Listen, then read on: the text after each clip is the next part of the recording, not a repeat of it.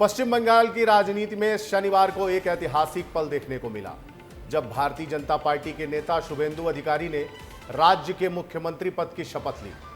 दशकों तक भगवा राजनीति का विरोध करने वाले बंगाल में पहली बार बीजेपी की सरकार बनी है।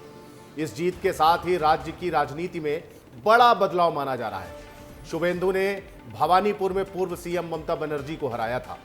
शुभेंदु अधिकारी के साथ साथ 5 अन्य नेताओं ने भी मंत्री पद की शपथ ली। शपथ ग्रहण समारोह में प्रधानमंत्री नरेंद्र मोदी समेत केंद्रीय मंत्री, बीजेपी शासित राज्यों के मुख्यमंत्री और कई वरिष्ठ नेता मौजूद रहे। आज इसी बदलते बंगाल के विषय पर चर्चा होगी, लेकिन चर्चा से पहले देखिए हमारी खास रिपोर्ट। देश के प्रधानमंत्री नरेंद्र मोदी बंगाल की जनता के सामने नतमस्तक हो रहे हैं। बंगाल की जनता को इस ऐतिहासिक जीत के लिए बधाई दे रहे हैं। बंगाल के नए मुख्यमंत्री और बंगाल में बीजेपी के पहले मुख्यमंत्री शुभेंदु अधिकारी बने। शपथ से पहले प्रधानमंत्री नरेंद्र मोदी का रोड शो हुआ। शुभेंदु भगवा वस्त्र में थे। मोदी आए, रोड शो के दौरान गाड़ी से उतरे और ग्राउंड के अलग अलग हिस्सों में जाकर कार्यकर्ताओं और जनता का अभिवादन स्वीकार किया, जनता को नमन किया। इसके बाद सम्मान किया सबसे पुराने कार्यकर्ता माखनलाल सरकार का।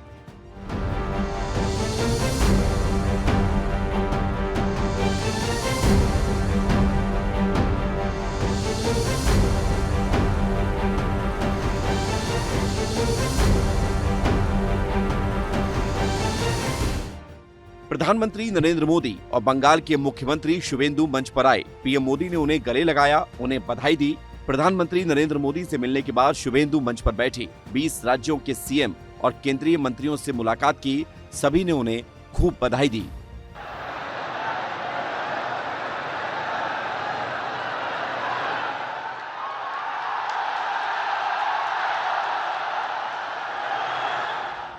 इसके बाद वो हुआ जो इतिहास के पन्नों में हमेशा के लिए दर्ज हो गया।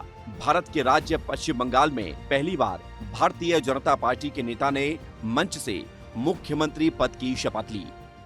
আমি শুভেন্দু অধিকারী ঈশ্বরের নামে শপথ করিতেছি যে বিধি দ্বারা স্থাপিত ভারতের সংবিধানের প্রতি আমি অকৃত্রিম নিষ্ঠা ও আনুগত্য পোষণ করিব। शुभेंदु अधिकारी के शपथ के बाद दिलीप घोष, अग्निमित्रा पॉल, निशित प्रमाणिक, अशोक कीर्तनिया, क्षुदिराम टुडू, इन्होंने भी मंत्री पद की शपथ ली। सभी के शपथ के बाद शुभेंदु अधिकारी का बयान भी सामने आया।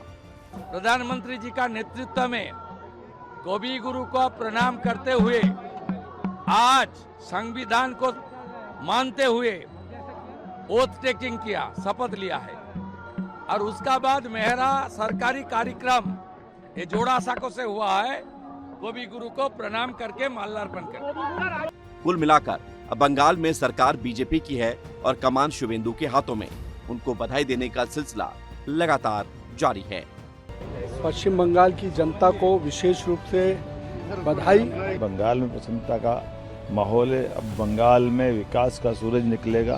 बंगाल को आगे लेकर जाने वाली सरकार बनी है और अगले 5 साल बंगाल के लिए एक स्वर्णिम काल के समान होंगे, ये मैं विश्वास दिलाता हूँ। योजनाएं रोकी हुई है, ममता जी ने रोक दी थी, अब सब प्रारंभ होगी, किसानों की भी और रूरल डेवलपमेंट की भी।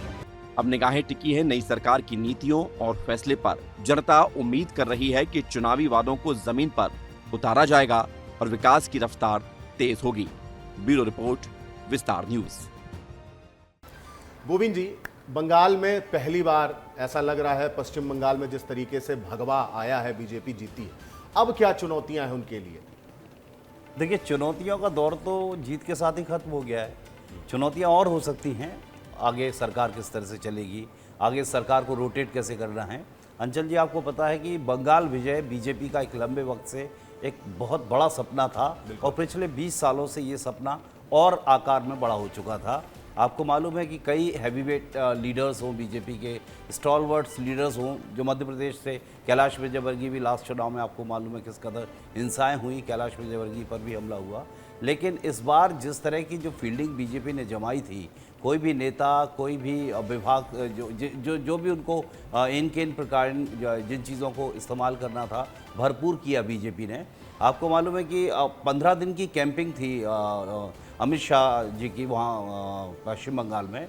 तो इस 15 दिन की कैंपिंग ने ऐसा लगा कि 15 साल की सत्ता को उखाड़ फेंकने में बहुत बड़ा रोल निभाया। बिल्कुल। मध्य प्रदेश से भी कई नेता गए। सीएम डॉक्टर मोहन यादव बांकुरा ज़िले में उन्होंने 2 अप्रैल को पहली रैली की थी और बांकुरा ज़िले की 5 विधानसभाओं पर उन्होंने प्रचार प्रसार किया था बीजेपी के लिए और 5 सीटें बीजेपी जीती थी। 7 में से 6 यानी तकरीबन 86% से ज़्यादा विनिंग रेशियो रहा डॉक्टर मोहन यादव का भी।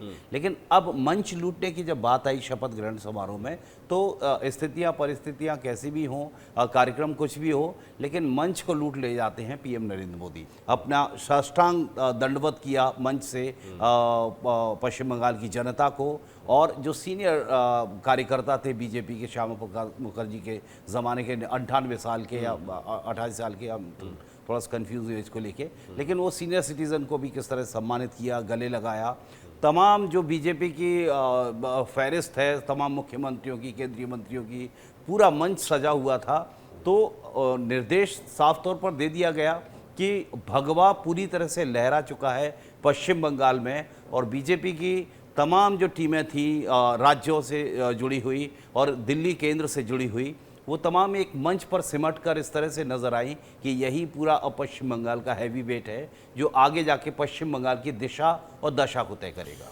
आगे जाके दिशा और दशा तय करेगा, बिल्कुल सही कहा आपने। लेकिन ममता सरकार पर जो भ्रष्टाचार के आरोप लगे हैं, जिस तरीके से किलाबंदी भारतीय जनता पार्टी ने ममता की पहले की, अब आगे क्या लगता है आपको? अब तो सरकार में है तो सबसे पहले तो उसे यही करना होगा कि जो लोग भ्रष्टाचार से प्रताड़ित थे, जो कह रहे थे कि भ्रष्टाचार मुक्त बंगाल चाहिए, घुसपैठिया मुक्त बंगाल चाहिए, अब उसके लिए क्या करेगी भारतीय जनता देखिए, पार्टी? जब तक जनता किसी नेता को स्वीकार कर रही है, पीएम नरेंद्र मोदी दिल्ली में बैठते हैं, देश की जनता उन्हें स्वीकार कर रही है लगातार कंटिन्यू अपनी पारी में।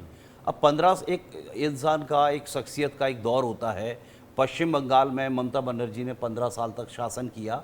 इसका मतलब ये नहीं कि पश्चिम बंगाल ममता बनर्जी क्या किसी की वापती है। जिस तरह के जीतने के बाद जो उनके अपरिपक्व बयान आए ममता बनर्जी जैसे सीनियर लीडर्स के कि मैं हारी नहीं हूँ, मुझे हराया गया, वो तो ठीक है, हराया गया, बिल्कुल हराया आपको, लेकिन मैं इस्तीफा नहीं दूंगी, तो इस तरह की बातें करना, और उनको प्रोटोकॉल के तहत निमंत्रण भी दिया गया। तो कई बार हारने वाले लोग भी बड़ा दिल दिखाते हैं, मंच पर भी आते हैं, लेकिन आज वो नहीं दिखी ममता बनर्जी। तो ये सब चीज़ें साफ तौर पर दिखाती हैं कि खीस हारने की ममता बनर्जी को बहुत ज़्यादा है। और पीएम मोदी, आपको मालूम है कि शपथ ग्रहण के बाद उन लोगों से भी मिले जिनके घर के चिराग बुझ गए इस चुनाव की हिंसा में। तो ये सब चीज़ें पीएम नरेंद्र मोदी ने पूरा क्रिस्टलाइज करने की कोशिश की है और दिल जीतने की कोशिश की है।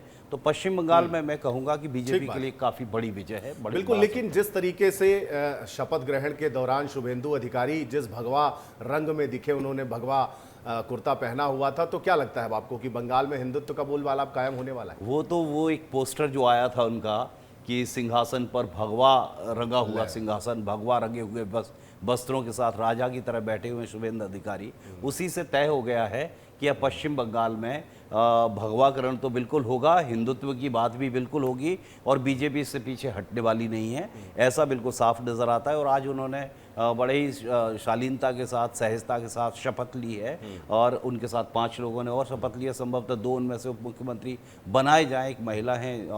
तो कम से कम ये तो कहा जा सकता है कि बीजेपी का एक बड़ा सपना जब पूरा हो रहा है तो उनका जो इंटेंशन है उसकी पूर्ति भी वो कहीं ना कहीं से करेंगे। बिल्कुल करना चाहिए। और शुभेंदु अधिकारी के पास तो अभी सबसे बड़ा चैलेंज है कि उन्होंने जो वादे किए थे, चुनावी वादे किए थे, जो मैनिफेस्टो उनका था, उसको कितना जल्दी वो पूरा करते हैं और सबसे जो पहला कदम है वो मुख्यमंत्री बनने के बाद क्या उठाते हैं, ये तो आने वाले वक्त में ही पता चलेगा और देखने लायक होगा। फिलहाल अब इस पूरी खबर पर वक्त है एक्सपर्ट कमेंट जान लेने का, तो वो जान लेते हैं क्या है। लंबे संघर्ष के बाद बंगाल में बीजेपी ने अपना सिक्का जमा लिया है, लेकिन अब सबसे बड़ी चुनौती वादों पर खरा उतरने की है। देखना होगा कि शुभेंदु सरकार अपने वादों को पूरा करने में कितना समय लेती है।